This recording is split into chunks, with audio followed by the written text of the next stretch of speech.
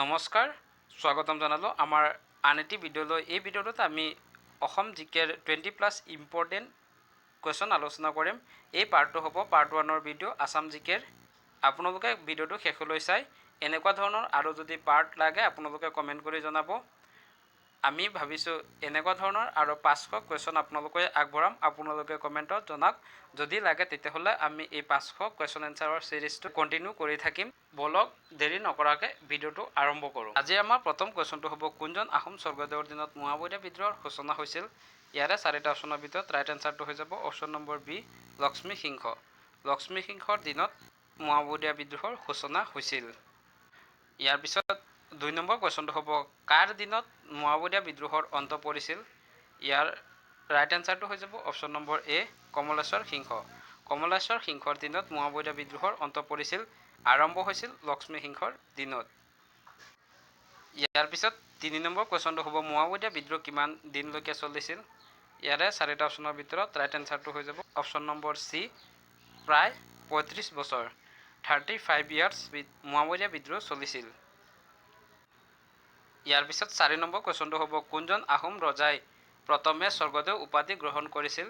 ইয়াৰে 4টা অপশ্যনৰ ভিতৰত ৰাইট এনচাৰটো হৈ যাব অপশ্যন নম্বৰ চি, চুহুংমুং। চুহুংমুঙে প্ৰথম স্বৰ্গদেউ উপাধি গ্ৰহণ কৰিছিল। চুহুংমুঙক অসমৰ নেপোলিয়ন বুলি জনা যায়। ইয়াৰ পিছত 5 নম্বৰ কুৱেশ্যনটো হ'ব, কোনজন আহোম স্বৰ্গদেৱৰ আদেশত গুৰু নিত্যানন্দ দেৱক হত্যা কৰা হয়? ইয়াৰে 4টা অপশ্যনৰ ভিতৰত ৰাইট এনচাৰটো হৈ যাব অপশ্যন নম্বৰ বি, বগা ৰজা। বগা ৰজাৰ আদেশত গুৰু নিত্যানন্দ দেৱক হত্যা কৰা হয়। গুৰু নিত্যানন্দ দেৱ আছিল মায়ামৰা সত্ৰৰ সত্ৰাধিকাৰ।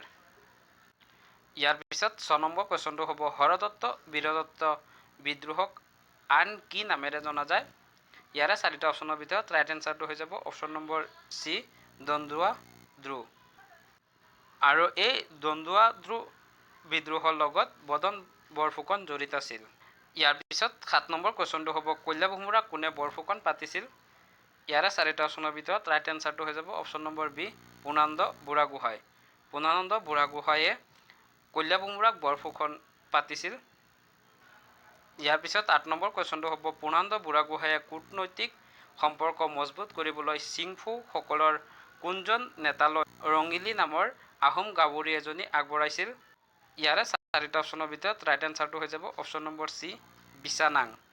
পূৰ্ণানন্দ বুঢ়াগোহাঁয়ে কূটনৈতিক সম্পৰ্ক মজবুত কৰিবলৈ চিংফৌ ৰজা বিছানাঙলৈ ৰঙিলীক আগবঢ়াইছিল। ইয়াৰ পিছত 9 নম্বৰ কুৱেশ্যনটো হ'ব, কোনজন আহোম স্বৰ্গদেৱৰ দিনত পানীমোৱা বিদ্ৰোহ সংঘটিত হৈছিল? ইয়াৰে 4টা অপশ্যনৰ ভিতৰত ৰাইট এনচাৰটো হৈ যাব অপশ্যন নম্বৰ এ, কমলেশ্বৰ সিংহ। কমলেশ্বৰ সিংহৰ দিনত পানীমোৱা নামৰ বিদ্ৰোহটো সংঘটিত হৈছিল।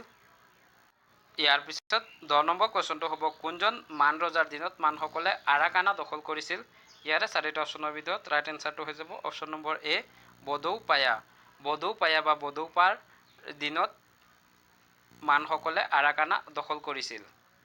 ইয়াৰ পিছত 11 নম্বৰ কুৱেশ্যনটো হ'ব, ইয়াণ্ডাবু সন্ধিৰ কোনটো অনুচ্ছেদত অসম সম্পৰ্কে উল্লেখ আছে? ইয়াৰে 4টা অপশ্যনৰ ভিতৰত ৰাইট এনচাৰটো হৈ যাব অপশ্যন নম্বৰ বি, দ্বিতীয় অনুচ্ছেদ। ইয়াণ্ডাবু সন্ধিৰ দ্বিতীয় অনুচ্ছেদত অসম সম্পৰ্কে উল্লেখ আছে। আপোনালোকে কমেণ্ট কৰি জনাওকচোন ইয়াণ্ডাবু সন্ধিত মুঠ কিমানটা অনুচ্ছেদ আছিল?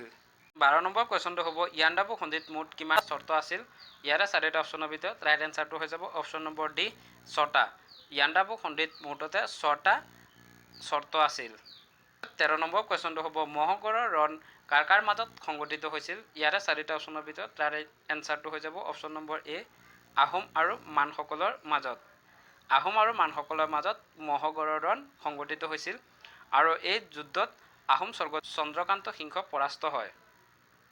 ইয়াৰ পিছত 14 নম্বৰ কুৱেশ্যনটো হ'ব, প্ৰতি বছৰে চুকাফা দিৱস কেতিয়া পালন কৰা হয়? ইয়াৰে 4টা অপশ্যনৰ ভিতৰত ৰাইট এনচাৰটো হৈ যাব অপশ্যন নম্বৰ বি, 2 ডিচেম্বৰ। প্ৰতি বছৰে 2 ডিচেম্বৰত চুকাফা দিৱস পালন কৰা হয়। ইয়াৰ পিছত 15 নম্বৰ কুৱেশ্যনটো হ'ব, অসম সাহিত্য সভাৰ প্ৰথম অধিৱেশন ক'ত অনুষ্ঠিত হৈছিল? ইয়াৰে 4টা অপশ্যন দিয়া আছে। এই অপশ্যনখিনিৰ ভিতৰত ৰাইট এনচাৰটো হৈ যাব অপশ্যন নম্বৰ এ, শিৱসাগৰত। 1917 চনত শিৱসাগৰত অসম সাহিত্য সভাৰ প্ৰথমখন অধিৱেশন অনুষ্ঠিত হয়। ইয়াৰ পিছত 16 নম্বৰ কুৱেশ্যনটো হ'ব, অসম সাহিত্য সভাৰ প্ৰতীকটো কোনে অংকন কৰিছিল? ইয়াৰে 4টা অপশ্যন দিয়া আছে। এই অপশ্যনখিনিৰ ভিতৰত ৰাইট এনচাৰটো হৈ যাব অপশ্যন নম্বৰ এ যুগল দাস। যুগল দাসে অসম সাহিত্য সভাৰ প্ৰতীকটো অংকন কৰিছিল। ইয়াৰ পিছত 17 নম্বৰ কুৱেশ্যনটো হ'ব অসমত ভক্তি আন্দোলনৰ জনক কোন?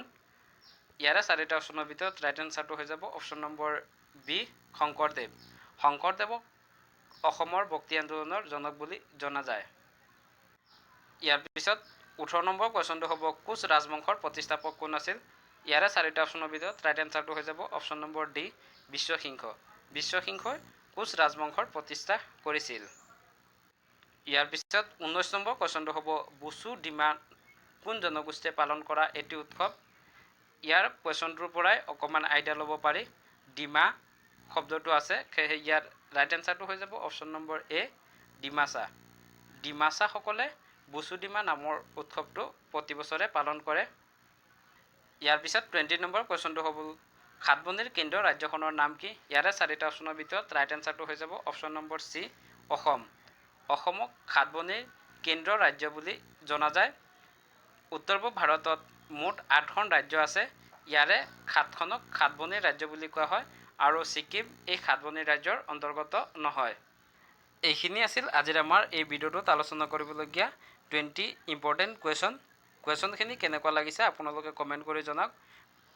আপোনালোকে যদি কুৱেশ্যনখিনি ইম্পৰ্টেণ্ট বুলি ভাবে তেতিয়াহ'লে কুৱেশ্যনখিনি নোট ডাউন কৰি যাব। এই কুৱেশ্যনখিনিৰ নিচিনা আমি আৰু 500 কুৱেশ্যন আপোনালোকলৈ আগবঢ়াম। সেয়েহে চেনেলটো ছাবস্ক্ৰাইব কৰি ৰাখিব ভিডিঅ'খিনি পাই থাকিবলৈ। ইয়াৰ পিছত আজিৰ আমাৰ কুৱেশ্যনটো হ'ব আহোমসকলৰ প্ৰথম স্বৰ্গদেউ কোন আছিল? ইয়াৰে 4টা অপশ্যন দিয়া আছে। Option A Sukaphaa, option B Purnananda Burhagohain, option C Chandrakanta Singha, option D Purandar Singha. এই 4টা অপশ্যনৰ ভিতৰত আপোনালোকে ৰাইট এনচাৰটো কমেণ্ট কৰি জনাওক আৰু নহ'লে আমি ডেছক্ৰিপশ্যনত ইয়াৰ এনচাৰটো দি দিম, তাৰ পৰা গৈও আপোনালোকে চাব পাৰিব। ভিডিঅ'টো কেনে পালে, যদি ভাল পায় তেতিয়াহ'লে লাইক কমেণ্ট শ্বেয়াৰ এণ্ড চেনেলটো ছাবস্ক্ৰাইব কৰিবলৈ নাপাহৰিব।